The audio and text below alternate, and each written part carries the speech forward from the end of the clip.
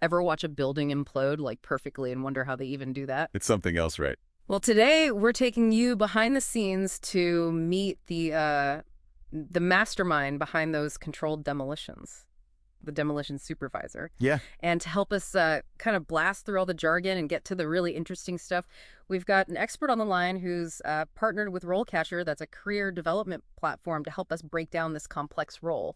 It's true. There's way more to it than you might think. I mean, most people, they picture like a wrecking ball, right? Right. But today's demolition, it's high tech and it's very calculated. Okay, I'm hooked already. So no more swinging a wrecking ball Indiana Jones style. No, not so much. What's really involved in overseeing one of these projects? Well, think of it like this. The demolition supervisor, they're responsible for everything. From the pre-demolition planning all the way to the final cleanup. Wow. We're talking about conducting site surveys, creating those really detailed demolition plans. Then you got to obtain permits. And then, of course, the whole time you're making sure that the whole project follows safety and environmental regulations. So you're not just overseeing the actual demolition, you're overseeing all the behind-the-scenes stuff that most people don't even see. Exactly, 100%. And that's where the technology comes in. Okay. So drones, for example, they're becoming super important for those site surveys. Interesting. They'll use specialized software to create these like 3D models of the structures. And those let the supervisors assess for potential hazards, but also plan a demolition really, really precisely. That's fascinating. What kind of software are we talking about here? What can these 3D models actually tell you? So these are sophisticated programs. We're talking about programs that can analyze the structural integrity of a building, pinpoint weak points, and they can even simulate different demolition scenarios to figure out what the safest and most efficient approach would be. So this lets supervisors really sort of anticipate challenges and make informed decisions throughout the entire process. Wow, it's like a whole other level of strategy that I never would imagine. So for someone who likes to solve problems and enjoys a challenge, this sounds perfect for them, but let's be real, it can't all be high-tech gadgets and controlled explosions. What are some of the less glamorous aspects of the job? Yeah, so it's definitely not for the faint of heart. Demolition work, it can be really physically demanding, and a lot of it takes place outside. Oh, right. So you're dealing with all kinds of weather, rain or shine. Plus, there's just inherent risk involved, especially when you're dealing with hazardous materials. Hazardous materials, like what? How does a demolition supervisor handle that? So you're right to be cautious. Demolition, it often involves materials that you really want to be careful around. So things like asbestos, Yeah. lead paint, other potentially toxic stuff. A supervisor needs to know all about these hazards, how to handle them safely, and then, of course, they need to make sure their entire team has the right safety gear and is using it properly. It's a big responsibility. Definitely a job where safety is important. So you're juggling all this technical expertise, meticulous planning, on-the-ground risk management. That's quite a mix. Knowing all that, what would you say are the most important qualities for someone to succeed as a demolition supervisor? Well, you've got to have a really unique blend of skills. Of course, the technical aspects are important, but I would say that strong leadership and communication are just as vital. Okay. You're managing an entire team, often in high-pressure situations. So you've really got to be able to communicate clearly and quickly, inspire confidence in those around you, and make fast decisions. Sounds like this role attracts a certain type of person, someone who likes a challenge and who likes the satisfaction of a job well done, literally. But how does someone even begin to pursue this kind of career? That's a great question. And it can really help if you understand the typical career trajectory. A lot of demolition supervisors, they actually start out in entry-level positions, like a demolition laborer. Okay. And that hands-on experience that you get, it provides valuable insight into how the whole demolition process works from the ground up. So you're saying starting as a laborer isn't just about checking a box, it's about gaining a deeper understanding of how things actually work on a demolition site. Yes, exactly. You're getting your hands dirty, learning how to use the tools, understanding the safety protocols firsthand. And then you get to see how different decisions play out on site in real time. Right.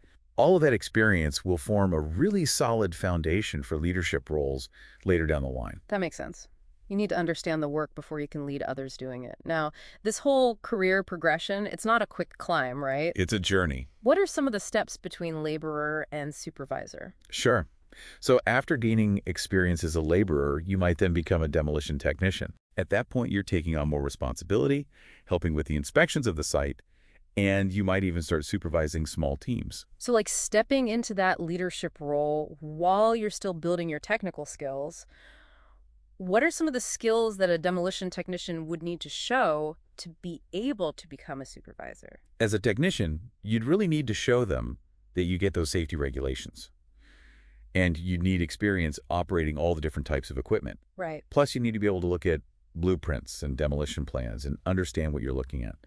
Problem solving is super important too, because now you're dealing with more complicated stuff, and you might even be leading a small team on a specific task. So it's a stepping stone where you're not just following directions, you're starting to make decisions that affect the whole project. That's got to be pretty rewarding, seeing how your knowledge gets stuff done. For sure. And it's that experience that's going to get you ready for the leadership role of a demolition supervisor. Yeah. Because in this career, what you know and what you've done, that's what matters. So for someone just starting out, how can they get experience and stand out? Well, besides starting at the bottom and working your way up, networking is key. Okay. Going to big conferences like the National Demolition Association Convention or joining local chapters of professional organizations, those can be super valuable. I bet. You get to meet the pros and learn from them firsthand. Are there other ways to stand out besides a resume? Yeah, a portfolio can really make a difference. Interesting. High quality before and after pictures that show how complex the demolition was, testimonials from old clients or supervisors talking about what you're like to work with, Yeah. even descriptions of challenging projects and how you handled them. A demolition portfolio, that's not something you hear every day, but I love it. It shows what you can do. Yeah, and it lets potential employers see your work, how you solve problems, that kind of thing. It says a lot, especially in this field. For sure.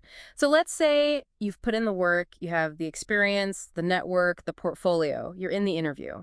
What are some common interview questions they should be ready for? Well, they'll want to know about all your experience. Like they might ask you about different demolition methods, implosion, dismantling, mechanical, to see how much you know. Right. And they'll absolutely want to know about safety regulations, especially OSHA standards, because that's huge in this line of work. Of course, safety is non-negotiable. What else? Be ready to talk about your leadership style, how you handle conflict on a team. Demolition work needs everyone working together, especially when things go wrong or you're on a tight deadline. So you need to show them you can lead under pressure. It's not just about knowing how to use the tools, it's about knowing how to manage a team. Exactly. And don't be surprised if they throw some curveballs your way, like describing a challenge and asking how you'd handle it. Right. Like what if you find a structural issue you didn't know about? Oh, those situational questions. It's all about thinking on your feet. Now, RoleCatcher has some cool tools for interview prep, right? Yeah, they have this AI-powered platform where you can practice answering questions and it'll give you feedback. Seriously, like what kind of feedback? All kinds, like how fast you talk, whether you're clear, what you say, even your body language. It's like having a coach in your computer. That's amazing. I could use that. But beyond the technical stuff, what else makes a great demolition supervisor? One thing people forget is empathy. Interesting. You're managing people, not just a project. You need to understand their concerns, make sure everyone feels like a team, and create an environment that's safe and supportive. So true. It's easy to only focus on the technical stuff, but at the end of the day, it's people who make the difference. 100%. Yeah. A great demolition supervisor gets that it's not just about bringing down a structure, it's about building up a team. That's a great way to put it. Yeah. So we've talked about the skills, the safety stuff, the career path, even the interview. But what about the actual work? What are some of the biggest challenges supervisors deal with every day? Well, every demolition project is different, right? Right. So there are always surprises. Yeah, that makes sense. Like you might find a structural issue you weren't expecting, or maybe there are hidden utilities, or even just weather delays. Stuff happens. So you need to be able to think on your feet. What does that look like in real life?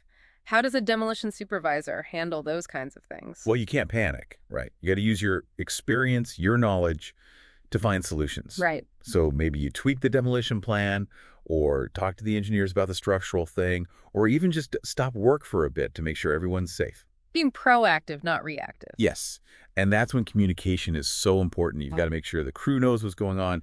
If the plan changes, new safety stuff, whatever, everyone's got to be in the loop. Like a conductor, keeping everything running smoothly. Yeah, kind of. Speaking of, if you had to pick a song to describe this job, what would it be?